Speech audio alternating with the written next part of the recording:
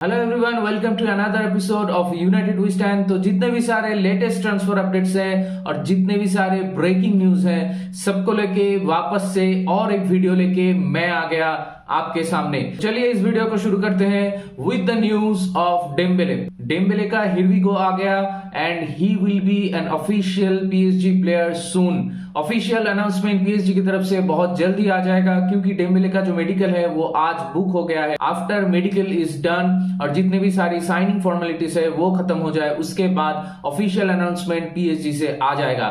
Dembélé का जो deal है उसमें बोला जा रहा है कि जो रिलीज क्लॉज था उसको एक्टिवेट नहीं किया गया था, लेकिन बाद में फैब्रिजियो ने ये चीज कंफर्म किया कि जो डील का प्राइस है वो आपका 50 मिलियन यूरो ही है। फैब्रिजियो ने ये चीज मेंशन किया है कि it was a private clause which was activated. उसका ये जो डील है वो है 2028 तक। चलिए बात करते हैं डेम्बेले वाला डील को लेके।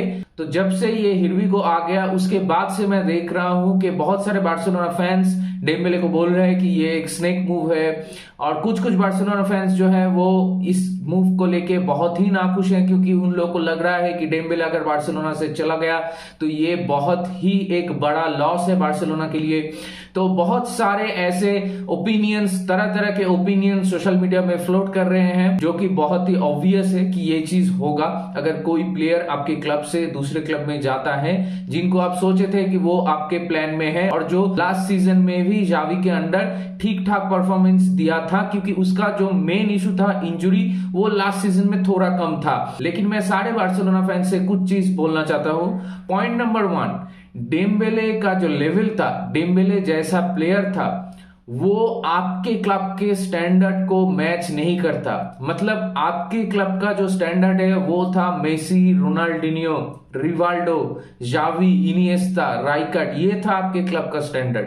उसी स्टैंडर्ड को अगर आप कंसीडर करें तो उसके सामने डेम्बेले कोई प्लेयर ही नहीं है। डेम्बेले को अगर आप देखें, जितना टेन्योर डेम्बेले बार्सिलोना में था, उसने जितना भी मैचेस खेला फॉर बार्सिलोना, वो चीज अगर आप हिसाब लगाए, उसको जितना पैसे देके आप लोग लाए थे और उसके बाद जितने भी मैचेस वो क्लब के लिए खेले, वो चीज को अगर आप हिसाब लगाए तो 1 मिलियन आता है पर मैच उसका वैल्यू।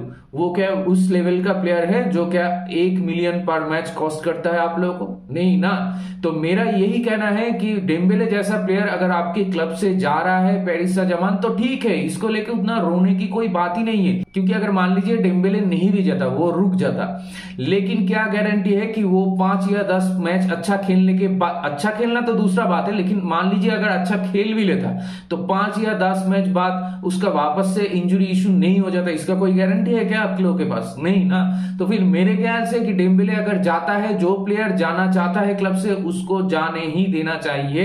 वो खुश नहीं था इस क्लब में तो उसको जाने दीजिए। उसके रिगार्डिंग आप लोग को जो पैसा मिल रहा है, उस पैसे से आप अगर चाहे तो राइट विंग में कोई नया प्लेयर साइन कर सकते हैं। जैसे कि आप लोगों के विश लिस्ट में बहुत दिन से बर्नार्डो सिल्वा था, तो you can now actually go and try to sign Bernardo Silva from Manchester city. अगर बर्नार्डो सिल्वा का साइनिंग जो है वो नहीं भी होता तो फिर आप दूसरे साइनिंग के लिए भी जा सकते हैं, या फिर आप राइट विंग में आपका जो यंग टैलेंटेड प्लेयर है अंसु फाटी, उसको चांस दे सकते हैं, या फिर जैसे लास्ट सीजन में पेड्री खेल रहा था उसको चांस दे सकते हैं। अगर जावी चाहे तो राफिना को भी पिक कर सकता है as a first team player right hand side पे। बहुत सारे पॉसिबिलिटीज अभी बाकी हैं, और मेरा कहना यही है कि वर्ल्ड में डेम्बेले ही आखिरी राइट विंग प्लेयर नहीं था। बहुत सारे राइट विंग प्लेयर्स है जो कि वर्ल्ड क्लास है। बार्सिलोना का जो पुलिंग पावर है वो तो अनमैचेबल है ना। अगर बार्सिलोना किसी प्लेयर के पीछे जाता है जो कि वर्ल्ड क्लास है, लाइक बर्नार्डो सिल्वा, तो बर्नार्डो सिल्वा बार्सिलोना को हाँ बोलेगा ही बोलेगा। अगर बार्सिलोना सही प्राइस कोट करे मैनचेस्टर सिटी को,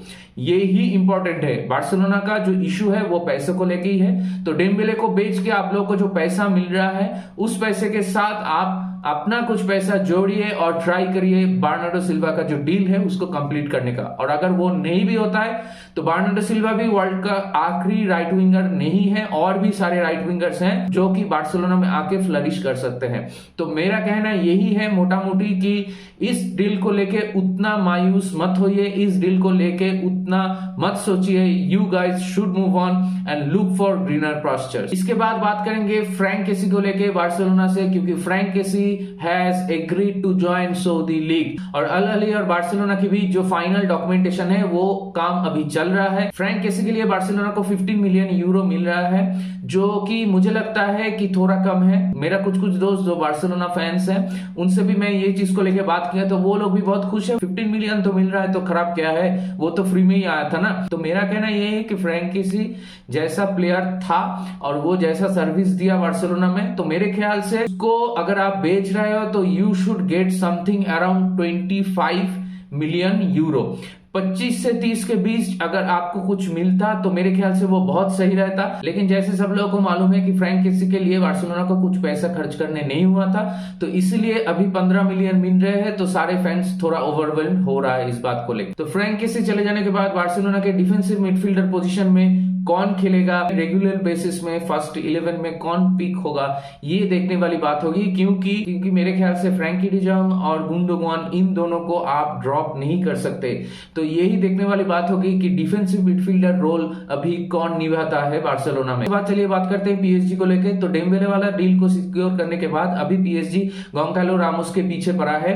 और पहले सुनने में आ रहा था कि वो लोग अपफ्रंट फी पे करेंगे, लेकिन फैब्रिजियो ने ये चीज में भी कंफर्मेशन दे दिया कि due to FFP rules PSG upfront fee pay नहीं कर सकता इस साल। तो ये वाले ट्रांसफर विंडो में PSG is looking for a loan move for Goncalo Ramos with an option to buy next year. और इसके बाद फैब्रिजियो ने यह चीज भी बोला है कि ये डील इस हफ्ते के अंदर ही कंप्लीट हो जाएगा और उसके बाद ऑफिशियल अनाउंसमेंट आ जाएगा।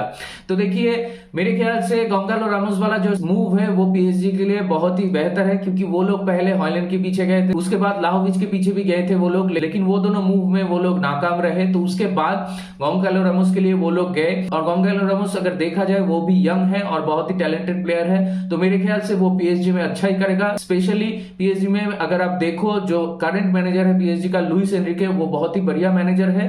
तो अभी यही देखने वाली बात होगी कि नया वाला जो पीएसजी का एरा अभी चालू हो रहा है उसमें लुइस एनरिके कैसे प्लेयर लोगों को यूज करते हैं और उसके बदौलत पीएसजी कैसे परफॉर्म करता है स्पेशली इन चैंपियंस लीग। चलिए इसके बाद बात करते हैं चेल्सी को लेके। चेल्सी से ऑफिशियल अनाउंसमेंट आ गया regarding Axel Disasi deal. Axel Disasi is now an official Chelsea player. उनका जो कॉन्ट्रैक्ट है वो है 2029 तक। और इसके बाद चेल्सी से और एक हियर वी गो आ गया, वो है रॉबर्ट सैंचेज। और रॉबर्ट सैंचेज के लिए चेल्सी को 25 मिलियन पे करना हुआ, जिसमें से 5 मिलियन जो है वो आपका एड ऑन है और 20 मिलियन जो है वो आपका फिक्स्ड प्राइस है। और फैब्रिजियो के मुताबिक उसका मेडिकल भी हो गया है और बहुत जल्दी उसका ऑफिशियल अनाउंसमेंट भी आ जाएगा। और इसके साथ साथ फैब्रिजियो ने ये चीज भी कंफर्म किया है कि Chelsea is still negotiating with Brighton for Caicedo. तो मुझे लग रहा था कि पिछले कुछ दिन के अंदर चेल्सी शायद ब्राइटन को अपना जो फाइनल ऑफर है जो कि 100 मिलियन के आसपास ही होगा वो सबमिट कर दे, लेकिन वो लोग अभी भी बिड सबमिट नहीं किया है। देखिए चेल्सी अभी कोई दूसरे प्लेयर के पीछे नहीं जाएगी जो कि आपका डिफेंसिव मिडफील्डर रोल में खेल सकता है। वो लोगों का टारगेट था आपका काइसिडो और वो लोगों का टारगेट है काइसिडो। अगर आप काइसिडो आपकी टीम में आता है तो एंजो फर्नांडिस को आप थोड़ा आगे मूव कर पाओगे। और अगर एंजो, सबको ही मालूम है एंजो जब ऊपर आके खेलता है तो वो बहुत बढ़िया खेलता है और उसका जो फाइनल पासेस रहता है, थ्रू बॉल रहता है, वो बहुत बढ़िया होता है। तो उसको अगर आप पूरी तरीके से अनलॉक करना चाहते हो तो आपको एक बढ़िया डिफेंसिव मिडफील्डर लेना ही होगा। लेकिन मेरे ख्याल से ब्राइटन 100 मिलियन से नीचे नहीं मानने वाली, क्योंकि जनवरी में ही काइसिडो का डील एक्सटेंशन हुआ था और चेल्सी को मुझे लगता है कि अभी फाइनल बिड सबमिट करके ये डील को क्लोज करना ही होगा, क्योंकि कुछ दिन बाद ही प्रीमियर लीग चालू हो जाएगा। तो मेरे ख्याल से चेल्सी को बहुत जल्दी इस डील को क्लोज कर लेना चाहिए। और दूसरी तरफ अगर बात करें तो न्यूकासल से और एक हियर वी गो आ गया। न्यूकासल साउथहैम्पटन से लिवरामेंटो को खरीद लिया है, वो भी आपका 35 मिलियन पाउंड से। और उसके रिगार्डिंग भी चेल्सी को पैसा मिलेगा due to sell on clause. जो अमाउंट चेल्सी को मिलेगा वो है आपका 15 मिलियन पाउंड। तो मेरे ख्याल से वही 15 मिलियन पाउंड अभी ब्राइटन को दे दो, तो देखते हैं कि काइसिडो वाला डील और कितना लंबा खींचता है। इसके बाद बात करेंगे मैनचेस्टर सिटी को लेकर। 2 दिन पहले फैब्रिजियो का कंफर्मेशन आ गया था रिगार्डिंग जोस्को गार्डियोल कि जोस्को गार्डियोल का जो डील है वो कंप्लीट हो गया। लेप्जिग और मैनचेस्टर सिटी के बीच जो प्राइस तय हुआ है वो है आपका 90 million euro without any add ons. तो ये डील होने के बाद Josko Gvardiol will become the costliest centre back in English Premier League, क्योंकि इससे पहले जो कॉस्टलीस्ट सेंटर बैक था वो था आपका हैरी मैगवायर। जी हाँ, हैरी मैगवायर ही था। फैब्रिजियो का जो लेटेस्ट रिपोर्ट आया है उसके रिगार्डिंग आज जोस्को गार्डियोल का जो मेडिकल है वो कंप्लीट हो जाएगा। उसके बाद जितनी भी साइनिंग फॉर्मेलिटीज है वो बहुत जल्द ही कंप्लीट हो जाएगा और बहुत जल्द ही मैनचेस्टर सिटी की तरफ से ऑफिशियल अनाउंसमेंट आ जाएगा रिगार्डिंग जोस्को गार्डियोल। तो गार्डियोल वाला डील होने के बाद मुझे लगता है कि अभी मैनचेस्टर सिटी एमरिक लापोर्टा को छोड़ देंगे, क्योंकि मेरे ख्याल से आपके पास अभी बहुत ज्यादा सेंटर बैक हो गया और अगर लास्ट सीजन में भी देखें तो पेप गार्डियोला उसको उतना इंक्लूड नहीं किया था। तो मेरे ख्याल से ये हो सकता है कि मैनचेस्टर सिटी एमरिक लापोर्टा को छोड़ दे। इसके बाद मैनचेस्टर सिटी से और एक आउटगोइंग का न्यूज आया है, वो है आपका कार्लोस बोर्गेस। इसके लिए मैनचेस्टर सिटी को 19 मिलियन यूरो मिला। वो अपना मूव जो है वो कंप्लीट किया अयाक्स में और उसके लिए मैनचेस्टर सिटी को 19 मिलियन यूरो मिला। मतलब ऐसा प्लेयर जो मैनचेस्टर सिटी के लिए हार्डली अपीयर किया है, उसके लिए भी मैनचेस्टर सिटी 19 मिलियन यूरो जो प्राइस है सेल करके वो जनरेट कर पाती है। They are so good at selling players and they are so good at buying players. और दूसरी तरफ हम लोग हैं मैनचेस्टर यूनाइटेड अच्छा खासा प्लेयर को बेच के भी 15 या 20 मिलियन जनरेट नहीं कर पाते। इसके बाद मैनचेस्टर सिटी से बात करेंगे बर्नार्डो सिल्वा को लेके। तो फैब्रिजियो ने उसका जो लेटेस्ट वीडियो आया था उसमें साफ साफ बोला कि Manchester City are not looking to sell Bernardo Silva, लेकिन Barcelona will also try to buy Bernardo Silva, क्योंकि Bernardo Silva will love to play for Barcelona. तो उस चीज के लिए ही बार्सिलोना को थोड़ा टेम करना होगा मैनचेस्टर सिटी को। लेकिन जैसा मैनचेस्टर सिटी है, अगर मैनचेस्टर सिटी को सही प्राइस मिल जाता है तो मेरे ख्याल से Manchester city will let go Bernardo Silva. इसके बाद बात करेंगे फुलहम को लेके। तो अल शबाब सऊदी लीग से फुलहम को अप्रोच किया रिगार्डिंग विलियन। फैब्रिजियो का जो पहला रिपोर्ट आया था उसके मुताबिक विलियन सेड येस टू अल शबाब, लेकिन कल फैब्रिजियो का और एक रिपोर्ट आ गया जिसमें बोला गया कि Fulham is blocking the move for Willian, क्योंकि फुलहम का जो करंट सीजन है, करंट प्रोजेक्ट है, उसमें Willian is an integral part. तो अभी देखते हैं कि आने वाले दिनों में विलियन फुलहम में ही रुकते हैं या फिर विलियन भी सऊदी लीग ज्वाइन करते हैं। तो इसके बाद बात करेंगे आर्सेनल को लेके। तो आर्सेनल अपना ऑफिशियल बिड सबमिट कर दिया डेविड राय के लिए, जो है आपका 20 मिलियन पाउंड और 3 मिलियन पाउंड है आपका एड ऑन। और जैसे कि सबको मालूम है कि राय ने पहले ये चीज बोल ही दिया था कि he wants to join Arsenal. तो अभी यही देखने वाली बात होगी कि ब्रेंटफोर्ड आर्सेनल का ये पहला जो बिड है वो एक्सेप्ट कर लेती है या नहीं, या फिर आर्सेनल को और भी थोड़ा प्राइस बढ़ाना होगा। इसके बाद बात करेंगे मैनचेस्टर यूनाइटेड को लेके। तो रास्मुस हॉयलैंड का जो अनाउंसमेंट था वो थोड़ा डिले हो गया, क्योंकि उसका जो शेड्यूल मेडिकल था वो उस दिन हुआ नहीं, तो इसलिए सारा प्रोसेस जो है वो डिले हो गया। लेकिन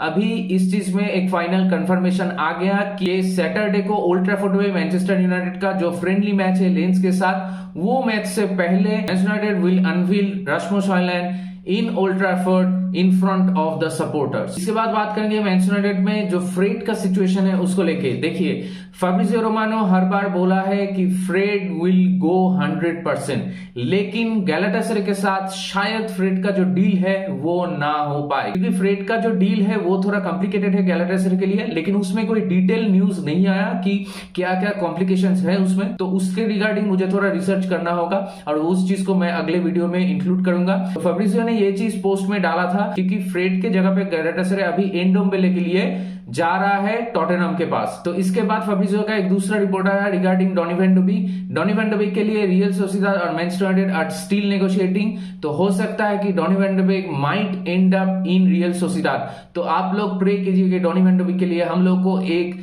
ठीक ठाक प्राइस मिल जाए, ताकि हम लोग सोफिया अमराबाद के लिए जो नेगोशिएशन है वो शुरू कर पाए। और वीक वाला जो पोस्ट फैब्रिजियो ने किया, इसमें ही फैब्रिजियो ने फ्रेड का भी नाम मेंशन किया है। ये बोला है कि गैलाटासराय में अगर फ्रेड नहीं भी जाता है फिर भी 100% Fred will leave this summer. तो अभी यही देखने वाली बात होगी कि गैलाटासराय वाला जो डील है फ्रेड के लिए वो अगर नहीं होता है तो फ्रेड कहां जाता है और रियल सोसिएदाद कितना प्राइस कोट करता है for Donny van de Beek. इसके बाद बात करेंगे जुवेंटस को लेके। जुवेंटस से सुनने में आ रहा है कि Juventus is in for Todibo deal.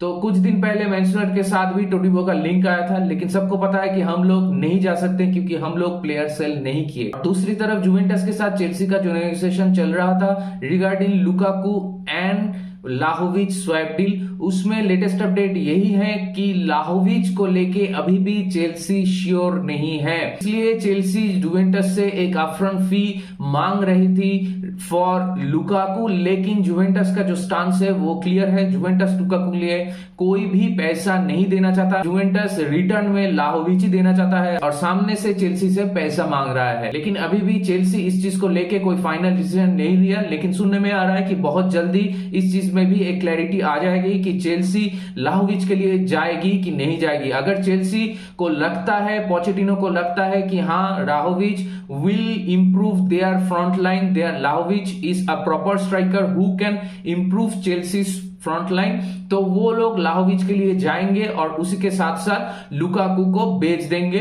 Juventus में। तो इसी के साथ ये वाले वीडियो को यहीं पे रैप अप करते हैं। जितने भी सारे मेजर ट्रांसफर न्यूज था मोरलेस मैं सबको कवर कर चुका। इसके बाद अगर कोई हियर वी गो आ जाता है तो उस चीज को मैं मेरे अगले वाले वीडियो में कवर करूंगा। अगर आप लोगों को मेरा ये वीडियो पसंद आया तो मेरे चैनल को सब्सक्राइब करें, मुझको सपोर्ट करें और इस वीडियो को लाइक करें और शेयर करें अपने दोस्तों के बीच जो लोग फुटबॉल को पसंद करते हैं, फुटबॉल को लेके कल्चर करते हैं। तो मिलते हैं अगले वाले वीडियो में, तब तक goodbye, take care, glory glory Manchester United we stand.